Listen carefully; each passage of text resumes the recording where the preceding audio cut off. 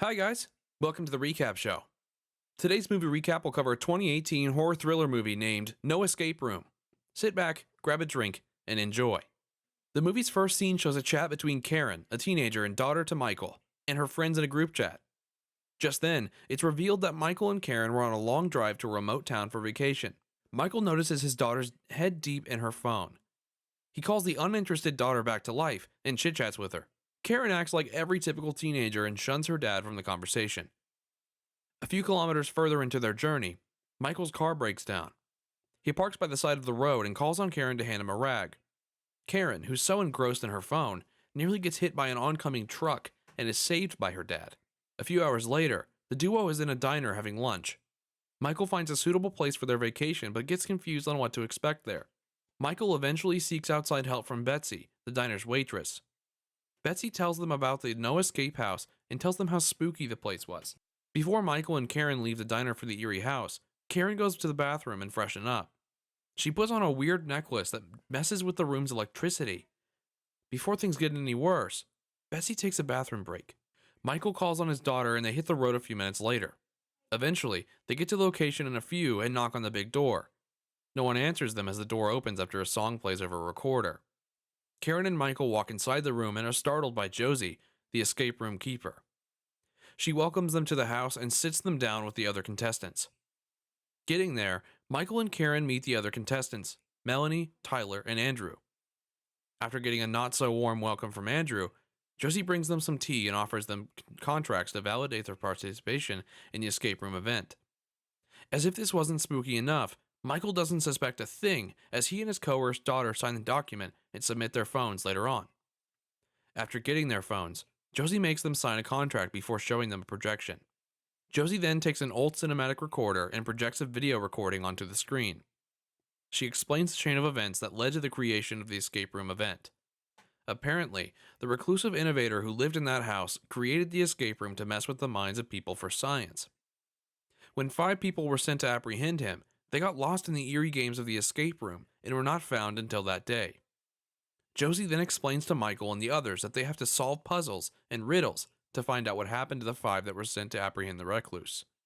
When the presentation comes to an end, she also tells them to say the word awake anytime they feel like quitting and leaving the room. While everyone searches for clues, Andrew gets a little close to Karen and starts joking with her.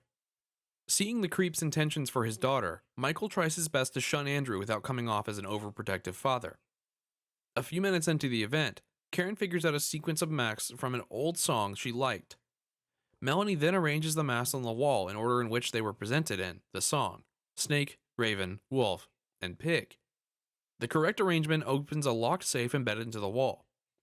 Tyler puts on one of the masks and freaks out when he sees very weird things. Melanie tries to calm him down as they crack open the safe. The group does so by deciphering the combination from the mask by using UV light to check the numbers. Upon opening the safe, they find a key and open the exit only to get into the other room. Melanie and Tyler get the first feel of the room. The others follow suit shortly and settle to figure out their next puzzle. After a few paces in the room, Melanie picks up a phone and puts it close to her ears. She hears some voices on the other end of the phone and tries to make it out. When the voice becomes clear, Melanie finds out she was talking to her own voice. The voice asks her to give Tyler the phone and Melanie does so. When he picks up the phone, Melanie on the other line apologizes to him for bringing him into the escape room and begs him to leave the escape room while he still could. Tyler freaks out and screams out the word awake to quit. Moments later, Tyler's out of the freak show early. Everyone then tries to make sense of their current situation as things aren't adding up. Andrew and Karen get some time to talk again before being pulled back to the main task by Michael, who's found some new clues on a typewriter. Michael notices the keys on the typewriter were all out of order. The discovery leads to Karen finding some weird stuff going on with the clocks. Deciphering the code, they find out the clock gave a radio station which told them a code they typed on the typewriter to reveal another clue. Genius Karen uses this information to turn the clock till they find a key. Opening the door, they find a closet and check it out until someone there holds Karen's hand, asking Karen to help her. Michael steps forward and opens the cloak. He finds out the woman is Josie. An injured Josie warns them to get out of the escape room before the reclusive inventor finds them. Michael tries to make sense of this, but Melanie convinces them it's all part of the script. Before the closet slams shut, the injured woman tells them to find the master key. This spooks Michael as he screams the quit word, awake. After getting no response from anyone, he starts to question the reality of the event. Melanie keeps trying to calm him down. The group tries to make sense of the whole situation. Eventually, they decide to finish the game and get out of the house. Karen volunteered to go through the exit door's peephole to check out what was on the other side. When she gets through, she discovers another hallway. She walks further down the hallway with the others, asking her questions, and sees a hand on one of the doors to another room in the alleyway. Karen lets out a scream, which alerts the others inside. Moments later, Josie's voice leads Karen to another room, and another, until she steps into a room and is locked in. Almost immediately, the door to the room Michael and the others were kept in opens up. Meanwhile, Karen walks further into the room she was locked in until she gets to a basement. Further into the basement, she finds a key littered in a pool of blood and heart thuds. Then, the lights flicker to reveal a body covered up and some skeletons in the basement room.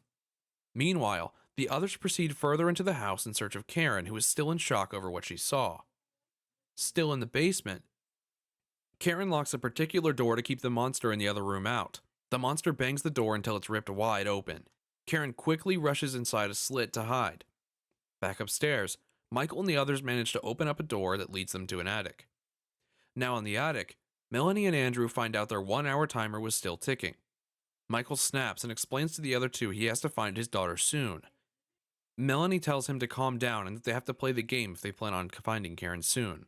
Still in her hiding place, Karen cries in silence as she's one door away from the monstrosity outside her hiding place. She looks beside her and finds a rotting corpse moving closer to her. She silently says awake, hoping it'll somehow snap her back to reality. It doesn't. Back in the attic, Andrew uses a mirror to find a set of numbers from an old projector Melanie found. When they run the sequence through a door lock, they find a key. As they rush out of the attic, Melanie finds a recording of her own self pacing around a room. Dumbfounded by the discovery, Melanie fails to notice the door slamming shut behind her as Michael and Andrew left the attic. Now alone in the attic, Melanie tries her best to get away out of there. She keeps pacing and entering a loop, going out a curtain and coming out from the next. Just then, she sees Tyler's corpse hanging around a noose and hears a familiar phone ringing. Sounds like deja vu, right? Andrew finds Karen in the basement, who asks him for her dad's location.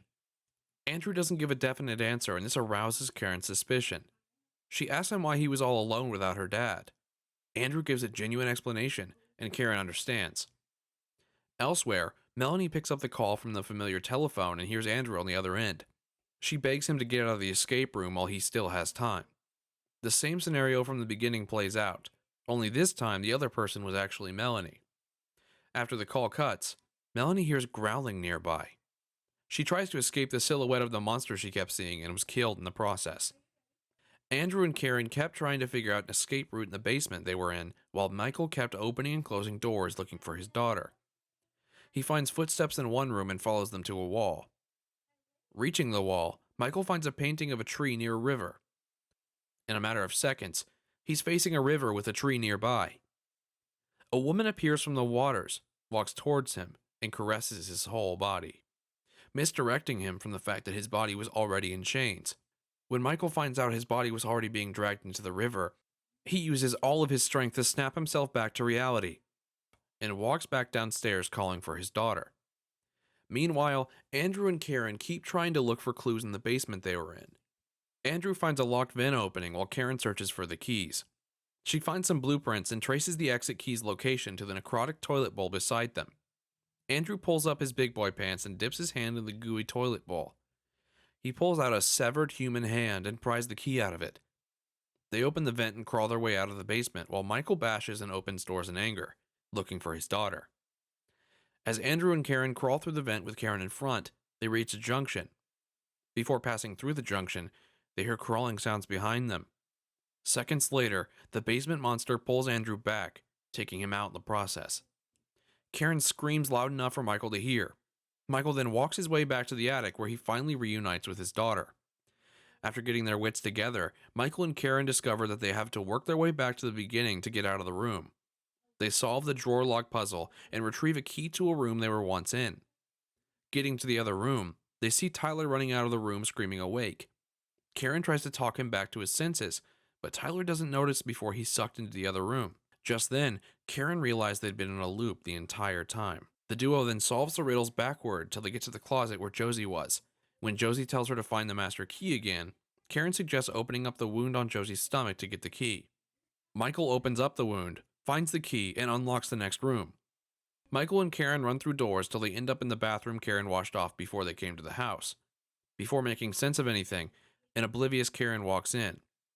Michael and Karen quickly hide inside one of the inner rooms and wait until the entire events of the beginning play out. The lights flickering and Betsy walking in on Karen putting on a necklace. When Karen gets out of the bathroom, the wiser Michael and Karen make their way through the diner until they get to the car. In the final scene of the movie, Karen and Michael enter the car and find out they have to solve another riddle to get the ignition key. Sounds like there's no escaping this anytime soon, huh? Thanks for watching, guys. Don't forget to subscribe and turn on notifications to receive future recaps.